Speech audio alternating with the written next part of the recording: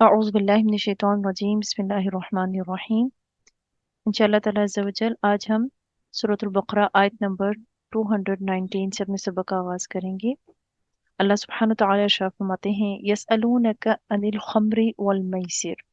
वो आपसे पूछते हैं शराब के बारे में और जुए के बारे में। कुल कह दीजिए फीहिमा, इन दोनों में इस्मुन गुनाह है कबीर बड़ा, व मनाफिउ, और कुछ फवाइद हैं लिन्नास लोगों के लिए, व इस्मुहुमा, और उन दोनों का गुनाह अकबरो ज्यादा बड़ा है, मिन नफ़अहिमा, इन दोनों के नफ़े से। व यसअलूनका, और वो आपसे सवाल करते हैं, माज़ा युनफ़िकून, कि वो क्या खर्च करें। कुलिल अफ़्व, आप फरमा दीजिए जो ज़रूरत से ज़ायद हो। कज़ालिक, इसी तरह, युबय्यिनुल्लाहु, अल्लाह बयान करता है, लकुमुल आयात, तुम्हारे लिए आयात अहकाम, लअल्लकुम ततफ़क्करून, ताकि तुम सब गौर व फिक्र करो। दो तरह के सवाल हुजूर सल्लल्लाहु अलैहि वसल्लम से किए गए। पहला सवाल शराब और जुए के बारे में आप अलैहिस्सलाम से किया गया। शराब अरबों की घुट्टी में शामिल थी, और शराब और जुए में कोई कबाहत महसूस नहीं की जाती थी। दीन इस्लाम में जब सहाबा कराम मुशर्रफ ब इस्लाम हुए, हुजूर सल्लल्लाहु अलैहि वसल्लम से उन्होंने सवाल किया कि शराब और जुए के हवाले से हमारा दीन क्या कहता है। तो अल्लाह सुब्हानहु व तआला ने जो हुक्म नाजिल फरमाया उसका बयान यहाँ पर मौजूद है। शराब हम सबको मालूम है कि 3 स्टेप्स में अल्लाह सुब्हानहु व तआला ने हराम की। इस आयत में शराब और जुए की बुराई को बयान किया गया, और बाज सलीम तबीयतें इसको गवारा ही नहीं करती थी। यानी शराब की हुर्मत का हुक्म नाजिल होने से पहले भी कुछ ऐसे लोग भी थे जो शराब से दूर रहा करते थे। हजरत उमर फारूक रदियल्लाहु ताला अन्हु और मुआज़ रदियल्लाहु ताला अन्हु ने अर्ज की कि या रसूलुल्लाह सल्लल्लाहु अलैहि वसल्लम, हमें शराब के मुतालिक हुक्म दीजिए। वजह, फ़इन्नहा मुज़हिबतुल लिल अक्ली व मुस्लिबतुल लिल माल, कि ये अकल ज़ायल करने वाली और माल ज़ाया करने वाली है। तो ये आयत मुबारक नाजिल हुई। इस पर बाज लोगों ने शराब को तर्क कर दिया और बाज लोग पीते रहे, क्योंकि सराहतन इस आयत मुबारक में रोका नहीं गया था। उसके बाद एक रोज हजरत अब्दुल रहमान बिन औफ रदियल्लाहु ताला अन्हो और उनके बाज अहबाब को उन्होंने बुलाया और उन्हें शराब पेश की, जिसे पीकर मस्त हो गए। नमाज के टाइम आया, शाम की नमाज का वक्त था। उन्हें उनमें एक साहब ने इमामत कराई और सूरह काफिरून की तिलावत शुरू की, और बजाय ला अअबुदु मा तअबुदून के उन्होंने अअबुदु मा तअबुदून पढ़ दिया। तो उसी वक्त हुक्म नाजिल हुआ कि ला तक़रबु स्सलाता व अंतुम सुकारा, कि तुम लोग नमाज के करीब नहीं जाओगे जब नशे की हालत में होगे, यहाँ तक कि तुम्हें पता हो तुम क्या कह रहे हो। फिर एक महफिल में जिसका एहतमाम अतमाम बिन मालिक ने किया था, जब जाम शराब गर्दिश में था और शराब के नशे में सब चूर हो रहे थे, तो उस वक्त वो अपने कबीलों की तारीफों में लग गए, जमीन और आसमान के कलाबे मिलाने लगे। तो किसी साहब ने अंसार की हिजब में शेर कह दिया। एक अंसारी ने ऊंट के जबड़े की हड्डी उनके सर पर दिए मारी और सर फोड़ दिया। बारगाह नबवी में ये शिकायत की गई। हजरत उमर फारूक रदी अल्लाह तआला अन्हु ने इल्तिजा की कि अल्लाह शराब के बारे में कोई वाज़ेह हुक्म नाजिल फरमा। तो उस वक्त सूरतुल माइदा में अल्लाह सुब्हानहु व तआला ने जो हतमी हुक्म था जिसमें शराब बिल्कुल हराम कर दी गई, वो नाजिल फरमाया और शराब जो है वो हराम कर दी गई। यानी 3 स्टेप्स में अल्लाह सुब्हानहु व तआला ने इसको हराम किया। पहला हुक्म آیت نمبر 219 سورۃ البقرہ میں ہے۔ دوسرا حکم سورۃ النساء میں ہے، آیت نمبر 43، جس میں نماز کے دوران شراب سے دور رہنے کا حکم دیا گیا۔ اور تیسرا اور حتمی حکم کہ شراب عرب کی گلیوں میں بہہ رہی تھی، جس کے منہ میں تھی اس نے باہر نکال دی۔ سورۃ المائدہ آیت نمبر 90 اور 91 میں اس کا حکم موجود ہے کہ ان میں نقصان زیادہ ہے اور فائدہ کم ہے، لہٰذا اس سے دور رہنے کا حکم دیا گیا۔ اور جوا بھی بالکل ایسے ہی ہے، لگ گیا تو بہت مال آ گیا، مفت خوری کی عادت انسان کے اندر پیدا ہو جاتی ہے، اور لازمی تو نہیں کہ ہر دفعہ انسان جیتے گا۔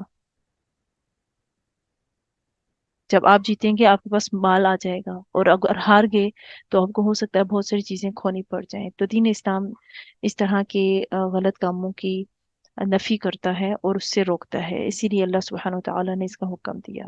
دوسرا جو مسئلہ آپ صلی اللہ علیہ وسلم سے پوچھا گیا اور اللہ سبحانہ وتعالیٰ نے اسے بیان فرمایا، وَيَسْأَلُونَكَ مَاذَا يُنْفِقُونَ، وہ آپ سے پوچھتے ہیں کہ وہ کیا خرچ کریں۔ قُلِ الْعَفْوَ، آپ صلی اللہ علیہ وسلم نے اللہ کے حکم سے فرمایا کہ جو ضرورت سے زائد ہو اسے کیا کرو، اللہ کی راہ میں خرچ کرو۔ یعنی جو مال ضرورت سے زائد ہے اسے اللہ کی راہ میں خرچ کرنے کا حکم دے دیا گیا کہ تم اسے اللہ تعالیٰ کی راہ میں جو ہے وہ خرچ کرو گی، جو تمہاری ضرورت سے زائد ہو، جس کا خرچ کرنا تمہاری طبیعتوں پر بوجھ نہ ہو۔ العفو ما سہلا وتیسر وفضل ولم یشق علی القلب اخراجہ، کہ تمہارے لیے خرچ کرنا آسان ہو، تم بوجھ محسوس نہ کرو، یہ ہے ضرورت سے زائد۔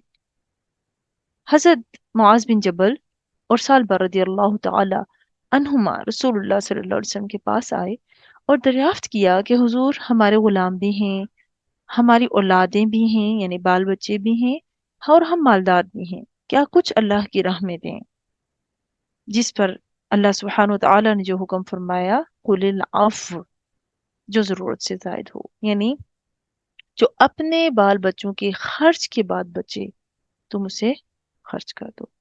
اب مفسرین کیا فرماتے ہیں، ہر چیز میں سے تھوڑا تھوڑا اللہ کی راہ میں بھی دیتے رہا کرو۔ بعض مفسرین فرماتے ہیں کہ افضل اور بہتر مال اللہ کی راہ میں دو۔ تو خلاصہ کیا ہے کہ حاجت سے زائد چیز اللہ کی راہ میں خرچ کرو۔ حسن رحمت اللہ علیہ فرماتے ہیں، ایسا نہ کرو کہ سب دے ڈالو اور پھر خود سواد کے لیے بیٹھ جاؤ۔ رسول اللہ صلی اللہ علیہ وآلہ وسلم کے پاس ایک شخص آیا اور اس نے حضور صلی اللہ علیہ وسلم سے کہا کہ حضور صلی اللہ علیہ وآلہ وسلم، میرے پاس ایک دینار ہے۔ آپ نے فرمایا اپنے کام میں لاؤ۔ کہا میرے پاس ایک اور ہے۔ فرمایا اپنی بیوی پر خرچ کرو۔ کہا حضرت ایک اور ہے۔ فرمایا اپنے بچوں کی ضروریات میں لگاؤ۔ کہا ایک اور بھی ہے۔ فرمایا اب تو آپ خود دیکھ بھال سکتا ہے، یعنی اب تم اسے کہیں پر بھی خرچ کر سکتے ہو، تمہیں پتا ہونا چاہیے۔ لیکن پہلے کہاں خرچ کرنے کا حکم دیا گیا؟ گھر والوں پر۔ مسلم شریف کی ایک اور حدیث میں ہے کہ حضور صلی اللہ علیہ وآلہ وسلم نے ایک شخص سے فرمایا کہ اپنے نفس سے شروع کر، پہلے اسی پر صدقہ، پھر بچے تو اپنے بال بچوں پر، پھر بچے تو اپنے رشتہ داروں پر، پھر بھی بچے تو اور دوسرے حاجت مندوں پر۔ اور ایک اور حدیث میں آتا ہے کہ سب سے افضل خیرات وہ ہے کہ جو انسان اپنے خرچ کے مطابق رکھ کر بچی ہوئی چیز اللہ کی راہ میں دے دے۔ ایک اور حدیث میں آتا ہے کہ اے ابن آدم، جو تیرے پاس اپنی ضرورت سے زائد ہو اسے اللہ کی راہ میں دے ڈالنا ہی تیرے لیے بہتر ہے، اور اس کا روک رکھنا تیرے لیے برا ہے۔ ہاں، اپنی ضرورت کے مطابق خرچ کرنے میں تجھ پر کوئی ملامت نہیں۔ تو اللہ سبحانہ وتعالی نے خرچ کرنے کا حکم دیا، اور کون سا خرچ؟ جو ضرورت سے زائد ہو۔ ایسا نہیں کہ خرچ کرنے کے بعد सब कुछ दे डाला और फिर मांगते फिरो, लोगों से सवाल करते फिरो। अब देखिए सहाबा कराम रदी अल्लाह ताला अन्हुम की मिसालें हमारे सामने मौजूद हैं। उनका तवक्कुल अल्लाह सुब्हानहू ताला की ज़ात पर बहुत ज़्यादा था। दो चीज़ें हमारे सामने हैं। यहाँ पर नफली सदक़े का बयान है कि जो ज़रूरत से ज़ायद हो उसको अल्लाह की राह में खर्च करो, क्योंकि जो हमने देना है, अगर हम साहिब निसाब हैं तो हमें वो उसमें से ज़कात अदा करनी ही करनी है, वो तो हर सूरत में करनी है। लेकिन उसके बाद जिसको जितनी तौफीक हो उसे अल्लाह की राह में खर्च करना चाहिए। ये नहीं इन्फाक फी सबीलिल्लाह का यहाँ पर दर्स दिया जा रहा है कि अल्लाह की राह में खर्च करो, कि अल्लाह की राह में खर्च करने पर अल्लाह सुब्हानहू तआला अजर व सवाब से नवाजता है। अब देख लीजिए ग़ज़वा तबूक में सहाबा इकराम ने किस तरह अल्लाह ताला की राह में खर्च किया। हज़रत Usman Ghani, Abdurrahman bin Auf ज़्यादा से ज़्यादा माल देने में बढ़ चढ़ कर हिस्सा उन्होंने लिया। हज़रत उमर उस वक्त और हज़रत अबू बकर सिद्दीक की निस्बत मालदार थे। दिल में ख्याल आया कि आज अपना तमाम तर असासा जो है ना उसका निस्फ खर्च करके सिद्दीक अकबर पर सबकत ले जाऊंगा। चुनाचे अपने घर का माल जो है वो आधा लेकर हुजूर की खिदमत में हाजिर हुए। तो आप सल्लल्लाहु अलैहि वसल्लम ने पूछा, उमर क्या लाए हैं? अर्ज किया कि अपने तमाम माल का निस्फ हिस्सा बांट कर ले आया हूँ। उसके बाद सिद्दीक अकबर रदी अल्लाह ताला अन्हो थोड़ा सा माल लेकर आपकी खिदमत में हाजिर हुए। तो आप सल्लल्लाहु अलैहि वसल्लम ने उनसे वही सवाल किया। तो सैयदना अबू बकर सिद्दीक रदी अल्लाह ताला अन्हो ने अर्ज की कि सब कुछ ही ले आया हूँ, घर में बस अल्लाह और उसका रसूल का नाम ही बाकी है। ये जवाब सुनकर उम्र फारूक रदी अल्लाह ताला अन्हु को यकीन हो गया कि कसरत माल के बावजूद सैयदना अबू बकर सिद्दीक से वो सबकत नहीं ले जा सकते। यानी उनके पास उस वक्त कम था लेकिन सब उठा कर ले आए। और हमारे सामने रसूलुल्लाह सल्लल्लाहु अलैहि वसल्लम की एक एक हदीस भी है कि देखिए हुजूर ने सिद्दीक अकबर का सारा माल कबूल फरमा लिया। हालांकि आपका इरशाद गिरामी है कि सदका बेहतर वो है जिसके बाद आदमी खुद मोहताज ना हो। उसकी वजह क्या है कि सिद्दीक़ अकबर का अल्लाह सुब्हानहू तआला की ज़ात पर तवक्कुल बेमिसाल था, जिसे आप सल्लल्लाहु अलैहि वसल्लम समझते थे। अब एक और रवायत हमारे सामने आती है जिसमें आप सल्लल्लाहु अलैहि वसल्लम ने कुछ इस तरह से इरशाद फरमाया कि एक मौके पर एक शख्स अंडा भर सोना लाया और कहने लगा, मुझे ये कान से मिला है और ये सदका है, इसके अलावा मेरे पास कुछ नहीं। आपने उससे एराज किया तो उस शख्स ने दाएं होकर यही बात दोहराई। फिर भी आप अलैहिस्सलाम ने एराज किया, फिर बाएं तरफ, फिर पीछे होकर यही बात बार बार दोहराता रहा। आखिर आपने वो सोना पकड़ा और फिर उसे ही दे दिया और फरमाया, ये तुम्हारे लिए है, हमें इसकी जरूरत नहीं। जब वो चला गया तो आप सल्लल्लाहु अलैहि वसल्लम ने फरमाया, तुम में से एक शख्स आकर कहता है कि ये सदका है, फिर लोगों के सामने हाथ फैलाने लगता है। इस मौके पर भी आप सल्लल्लाहु अलैहि वसल्लम ने इरशाद फरमाया, बेहतरीन सदका वो है जिसके बाद आदमी मोहताज ना हो, किसी से उसे मांगना ना पड़े। और उस शख्स का सदका कबूल ना करने की वजह भी यही थी कि उसके पास कुछ नहीं था। ये दे देता तो फिर मांगता फिरता, इसीलिए हुजूर सल्लल्लाहु अलैहि वसल्लम ने उसे वापस लौटा दिया। अल्लाह ताला फरमाता है ज़ालिका युबय्यिनुल्लाहु, इसी तरह अल्लाह बयान करते हैं लकुमुल आयात, तुम्हारे लिए निशानियां, लअल्लकुम ततफक्करून, ताकि तुम लोग गौर व फिक्र करो। फिद दुनिया वल आखिरा, दुनिया और आखिरत में। वयसअलूनका अनिल यतामा, और वो आपसे सवाल करते हैं यतीमों के बारे में। कुल कह दीजिए इस्लाहुल लहुम खैर, भलाई करना उनके लिए खैर बेहतर है। व इन तुखालितूहुम, और अगर तुम सब मिलजुल कर रहो तो उन्हें अपने साथ मिला लो। फ इख्वानुकुम, बस वो तुम्हारे भाई हैं। वल्लाहु, और अल्लाह ताला यअलमु, जानता है, अल मुफसिदा, बेगार करने वाले को, मिनल मुस्लिह, इस्लाह करने वाले से। वलौ शाअ अल्लाहु, और अगर अल्लाह ताला चाहता, लअअनतकुम, तो जरूर तुम्हें मुशक्कत में डाल देता। इन्ना अल्लाह, बेशक अल्लाह ताला, अजीजुन हकीम, गालिब हिकमत वाला है। अब اس آیت مبارکہ میں اللہ سبحانہ و تعالی یتیموں کے بارے میں ارشاد فرما رہا ہے کہ وَيَسْأَلُونَكَ عَنِ الْيَتَامَى، وہ یتیموں کے بارے میں آپ سے سوال کرتے ہیں، کیونکہ اس سے پہلے 2 آیات جو ہیں وہ یتیموں کے بارے میں نازل ہو چکی تھی۔ اب 2 آیات جب یتیموں کے بارے میں نازل ہو چکی ہیں، وہ کون سی آیات تھی؟ ایک تو یہ کہ اللہ تعالیٰ نے فرمایا کہ یتیموں کے مال کے قریب بھی نہ جاؤ،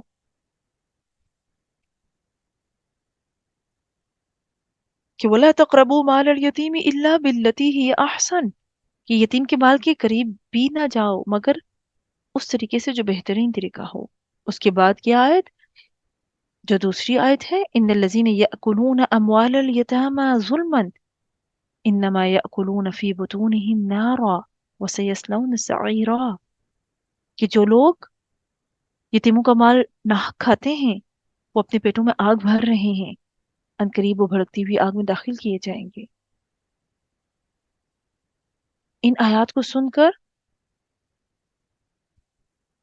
لوگ گھبرا اٹھے، جو یتیموں کے والی تھے، ان نے یتیموں کا کھانا، ان کا پانی، سب کچھ بالکل جدا کر دیا۔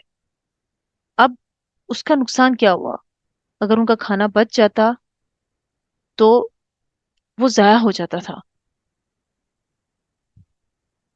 تو یتیموں کا نقصان بھی ہونے لگا۔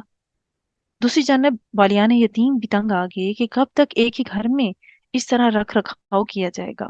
تو لوگوں نے حضور صلی اللہ علیہ وآلہ وسلم کی بارگاہ میں عرض کی، تو اللہ سبحانہ و تعالیٰ نے ارشاد فرمایا قل اصلاح لہم خیر،